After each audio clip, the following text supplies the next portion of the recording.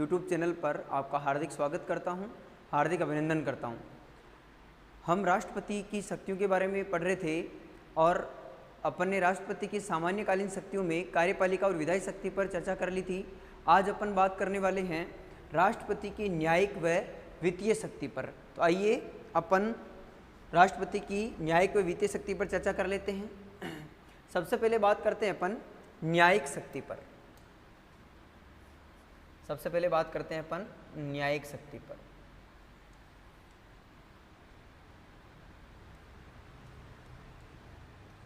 राष्ट्रपति की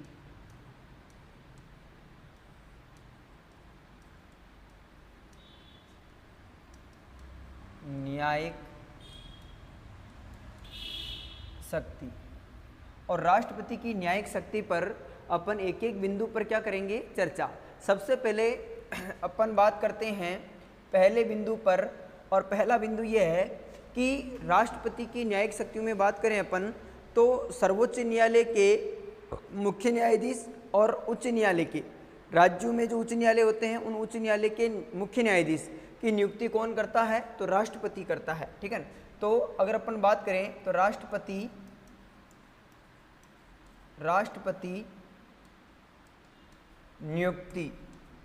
नियुक्ति करता है। किसकी करता है? एक तो सर्वोच्च न्यायालय के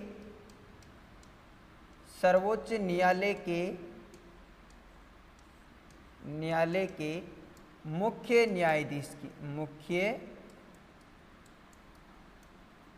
न्यायाधीश की और सर्वोच्च न्यायालय के मुख्य न्यायाधीश की नियुक्ति जो है राष्ट्रपति करता है। ये किस अनुच्छेद में उल्लेखित है, तो अनुच्छेद 124 में। अनुच्छेद 124 के तहत जो है राष्ट्रपति सर्वोच्च न्यायालय के मुख्य न्यायाधीश की क्या करता है, नियुक्ति करता है। इसके अलावा राष्ट्रपति राज्यों में उच्च न्यायालय के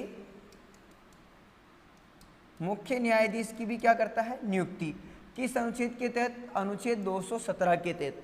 तो अनुच्छेद 217 के तहत तो उच्च न्यायालय के मुख्य न्यायाधीश की और सर्वोच्च न्यायालय के मुख्य न्यायाधीश की अनुच्छेद 124 के तहत क्या करता है, वो नियुक्ति करता है। तो आप ध्यान रखें, उच्च न्यायालय के न्यायाधीश की मुख्य न्यायाधीश की नियुक्ति तो राष्ट्रपति करता है, लेकिन इसे शपथ कौन दिलाता है, तो उस राज्य का राज्यपाल, संबंधित राज्य का राज्यपाल इसे क्या दिलाता है, शपथ दिलाता है। जबकि नियुक्ति कौन करता है, राष्ट्रपति करता है। और सर्वोच्च न्यायालय के मुख्य न्यायाधीश को की नियुक्ति भी राष्ट्रपति करता है और शपथ भी कौन दिलाता है, राष्ट्रपति दिलाता है। तो पहला बिंदु तो ये हुआ। दूसरे बिंदु पर चलते हैं अपन। दूसरा बिंदु क्या है? दूसरा बिंदु है राष्ट्रपति की क्षमादान शक्ति। राष्ट्रपति की दूसरा बिंदु है राष्ट्रपति की क्षमादान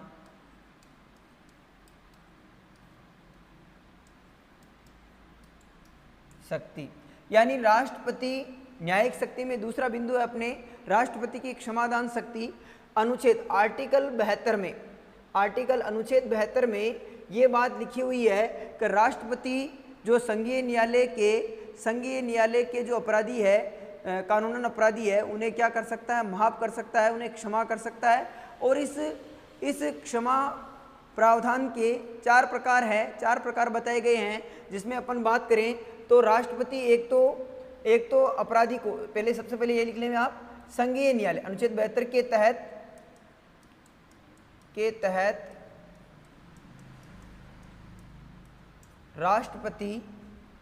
राष्ट्रपति संघीय न्यायालय के, या यूं लिख लें आप, संघीय अपराधी को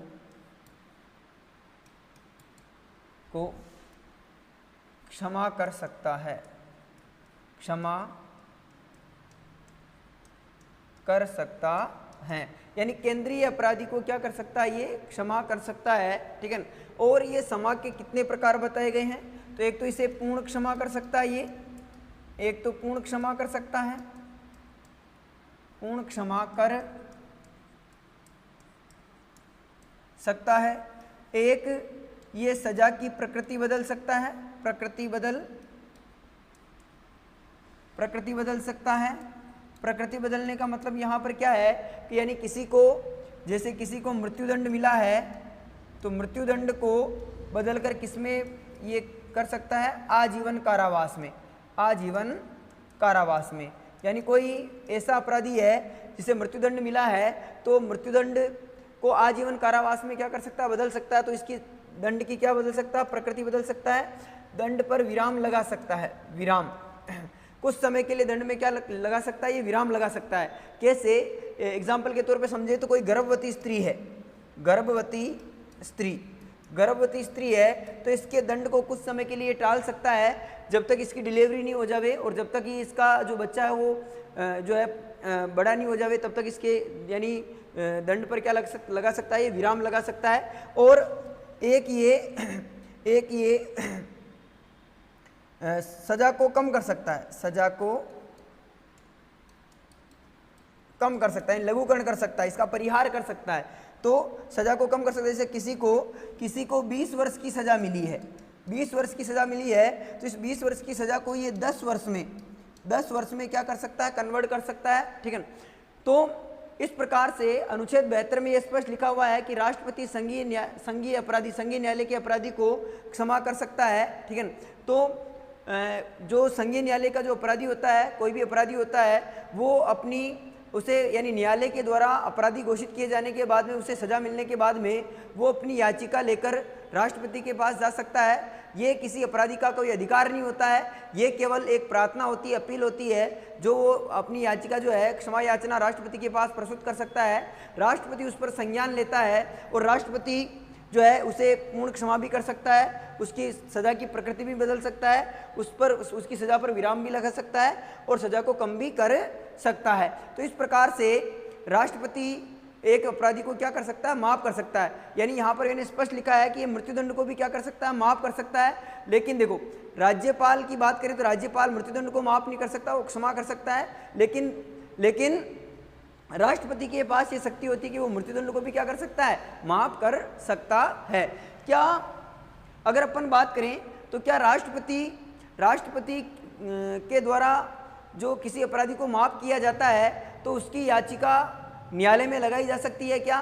तो इसको सही तरीके से समझे आप, मैं इसको यहाँ पर आपको समझा देता हूँ सही तरीके से। देखिए समझे आप, देखो अगर अपन बात करें तो यहाँ पर आप ये समझें,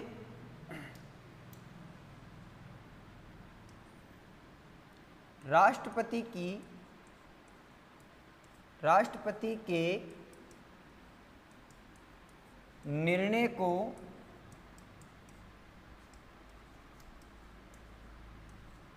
न्यायालय में चुनौती नहीं दी जा सकती है, नहीं दी जा सकती है। यानी जो राष्ट्रपति ने जो भी निर्णय दिया है उस मामले में, यानी राष्ट्रपति के निर्णय को न्यायालय में चुनौती दी जा सकती है क्या? तो राष्ट्रपति की निर्णय को चुनौती नहीं दी जा सकती है। इसका मतलब जो है जो न्यायिक शक्ति है, यानी उसमें क्षमादान की शक्ति जो है वो राष्ट्रपति की स्वविवेकीय शक्ति है क्या? तो नहीं, वो राष्ट्रपति की स्वविवेकीय शक्ति नहीं है। क्या राष्ट्रपति मंत्रिपरिषद की सलाह से ये निर्णय लेता है क्या? तो नहीं, राष्ट्रपति मंत्रिपरिषद की सलाह से ये निर्णय नहीं लेता है, ठीक है ना। पर ये स्वविवेकीय शक्ति है क्या? तो स्वविवेकीय शक्ति भी नहीं है, क्योंकि राष्ट्रपति के निर्णय को न्यायालय में चुनौती नहीं दी जा सकती है। ये पहले था, पर वर्तमान में आप ध्यान रखें, वर्तमान में एक फैसला ऐसा आया है। क्या फैसला आया है कि आप नोट लगा के इसको ध्यान रख सकते हैं, संसद हमलों के अपराधी हुए हैं, संसद हमला के अपराधी हुए हैं जिनका नाम है अफजल गुरु। और अफजल गुरु के मामले में अफजल गुरु ने न्यायालय की निर्णय के विरुद्ध राष्ट्रपति के समक्ष जो है याचिका दायर की थी, क्षमा याचिका दायर की थी। और उसी में जो है इसी अफजल गुरु के मामले में जो है यानी जो है राष्ट्रपति के निर्णय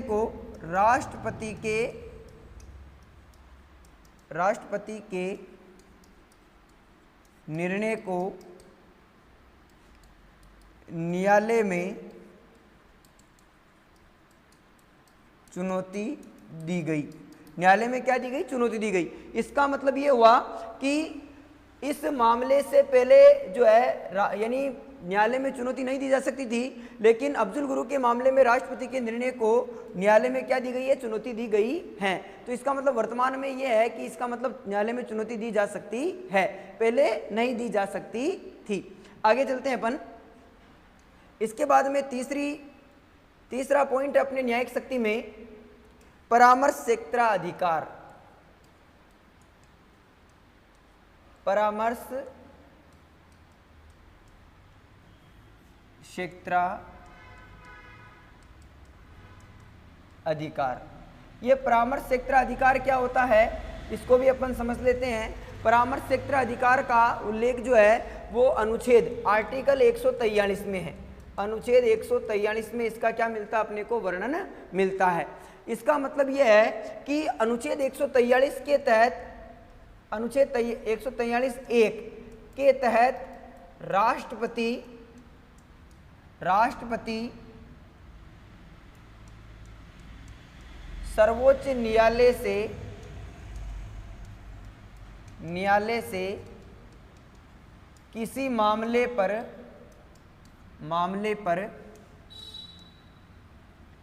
परामर्श मांग सकता है।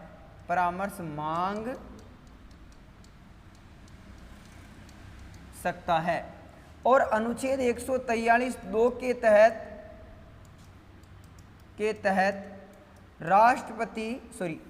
सर्वोच्च न्यायालय यानी सुप्रीम कोर्ट राष्ट्रपति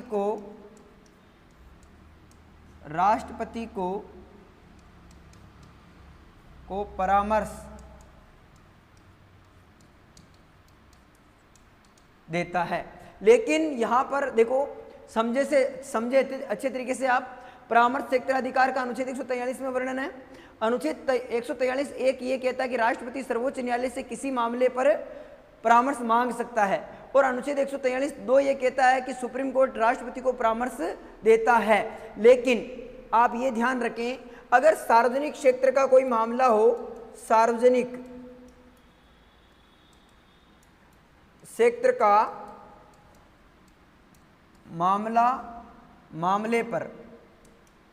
मामले पर सुप्रीम कोर्ट राष्ट्रपति को परामर्श देने हेतु बाध्य नहीं है। यानी ये बात आप अच्छे से ध्यान रखें कि सर्वोच्च न्यायालय जो है वो राष्ट्रपति को परामर्श देने हेतु बाध्य नहीं है, लेकिन अनुच्छेद 143 के तहत न्यायालय से मांग सकता है, और अनुच्छेद 143(2) के तहत सुप्रीम कोर्ट राष्ट्रपति को परामर्श देता है। लेकिन अगर सार्वजनिक महत्व का मामला हो तो न्यायालय जो है, सर्वोच्च न्यायालय जो है, राष्ट्रपति को परामर्श देने हेतु बाध्य नहीं होगा। ये बात ध्यान रखें। अब तक पहले मांगा जा चुका है क्या? तो मांगा जा चुका है। कितनी बार? 15 बार। 15 बार जो है न्यायालय राष्ट्रपति को क्या दे चुका है, यानी राष्ट्रपति को 15 बार परामर्श दे चुका है। न्यायालय कितनी बार परामर्श दे चुका है? तो 15 बार। तो ये बात भी आपके समझ में आ गई होगी। तो ये तो अपने न्यायिक शक्ति के बारे में कुछ पॉइंट थे। अब बात करेंगे अपन वित्तीय शक्ति के बारे में। तो राष्ट्रपति की नेक्स्ट शक्ति है आपके वित्तीय शक्ति।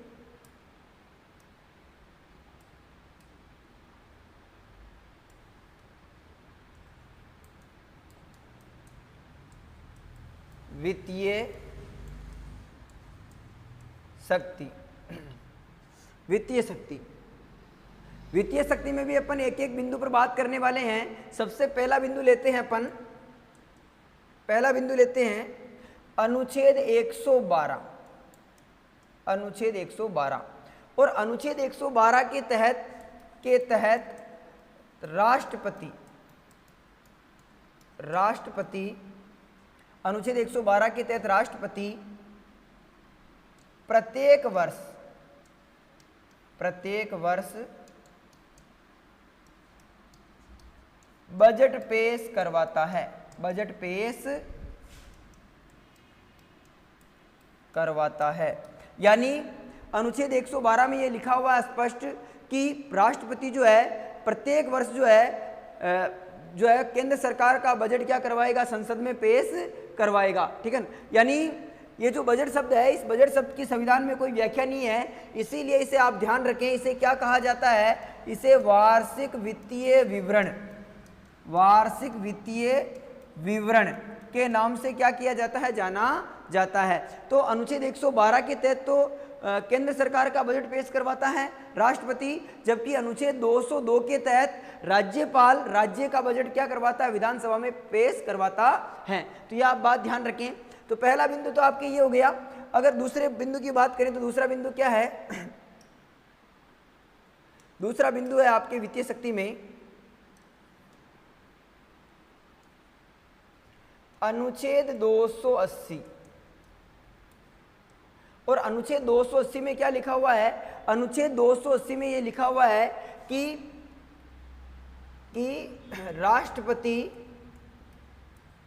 राष्ट्रपति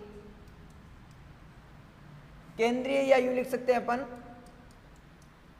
प्रत्येक 5 वर्ष, राष्ट्रपति प्रत्येक 5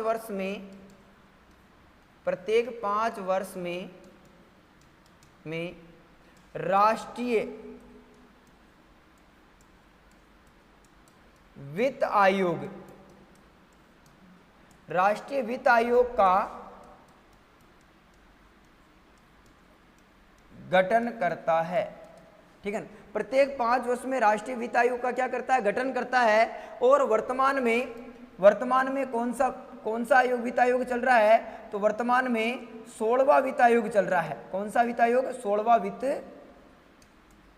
16वां वित्त आयोग।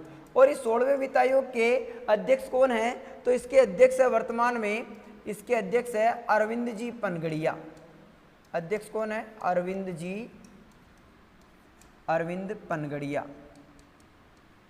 अरविंद पनगड़िया इसके वर्तमान में क्या है, आपके अध्यक्ष हैं। जबकि वित्त आयोग, राष्ट्रीय वित्त आयोग की स्थापना कब हुई थी, तो स्थापना की बात करें तो इसकी स्थापना हुई थी 1951 में। और फर्स्ट वित्त आयोग के अध्यक्ष कौन थे आपके, तो प्रथम वित्त आयोग के अध्यक्ष थे केसी नियोगी। कौन थे, केसी नियोगी। ठीक है, केसी नियोगी जो है प्रथम वित्त आयोग के अध्यक्ष थे। और वर्तमान में 16वें वित्त आयोग के अध्यक्ष कौन है, तो अरविंद पनगड़िया है। इन्होंने 15वें वित्त आयोग के अध्यक्ष NK सिंह, नंदकिशोर सिंह का क्या लिया था, स्थान लिया था। ठीक है, तो राष्ट्रीय वित्त आयोग का वर्णन किस अनुच्छेद में है, 280 में। जबकि राजस्थान में कौन सा राज्य वित्त आयोग चल रहा है, तो ये भी ध्यान रखें आप। तो राजस्थान में जो है आपके 6वां वित्त आयोग चल रहा है, जिसके अध्यक्ष कौन है, तो प्रद्युम्न सिंह जो है इसके क्या है, अध्यक्ष हैं। ठीक है, राजस्थान में राज्य वित्त आयोग के प्रथम अध्यक्ष कौन थे, तो KK गोयल थे, कृष्ण कुमार गोयल थे। तो ये बात आपको समझ में आ गई होगी। आगे चलते हैं अपन, आगे देखें आप। तीसरा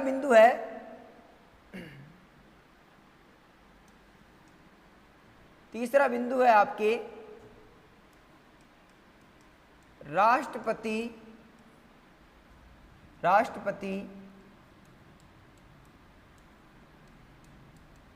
आकस्मिक निधि पर नियंत्रण बनाकर रखता है। यानी आर्टिकल 267 में, यानी अनुच्छेद 267 में ये लिखा हुआ है कि राष्ट्रपति आकस्मिक निधि पर क्या बनाकर रखेगा, नियंत्रण बनाकर रखेगा। 2 प्रकार की निधियां होती है, एक तो होती है अनुच्छेद 267 में तो आकस्मिक निधि का उल्लेख है, जबकि अनुच्छेद आप पर नोट लगाकर ध्यान रखें, आप यहाँ पर नोट में लिखने में, अनुच्छेद 266(1) में है संचित निधि। तो अनुच्छेद 267 के तहत राष्ट्रपति 267 में उल्लेखित आकस्मिक निधि पर नियंत्रण बनाकर रखता है, कौन, राष्ट्रपति। लेकिन अनुच्छेद 266 में 1 में संचित निधि का वर्णन है, क्या इस पर भी नियंत्रण बनाकर रखता है क्या, तो नहीं।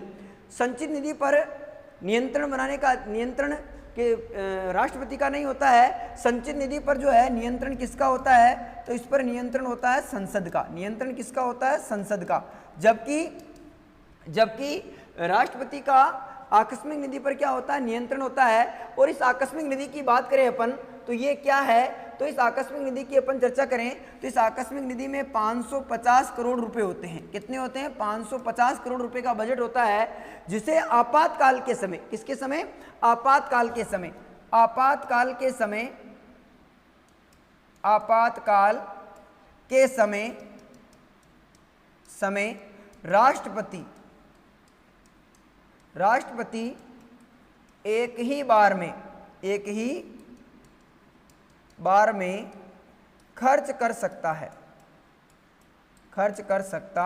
है। यानी आकस्मिक निधि पर नियंत्रण राष्ट्रपति का होता है और इसका वर्णन जो है अनुच्छेद 267 में है। और इसमें कुल कितने करोड़ का बजट होता है, तो 550 करोड़ का बजट होता है, जिसे आपातकाल के समय राष्ट्रपति एक ही बार में क्या कर सकता है, खर्च कर सकता है। ये राष्ट्रपति की स्वयं विवेक शक्ति होती है, राष्ट्रपति स्वयं के अनुसार ही जो है इसको खर्च करता है आपातकाल के समय। इसमें मंत्रिपरिषद की सलाह लेने की आवश्यकता नहीं होती है।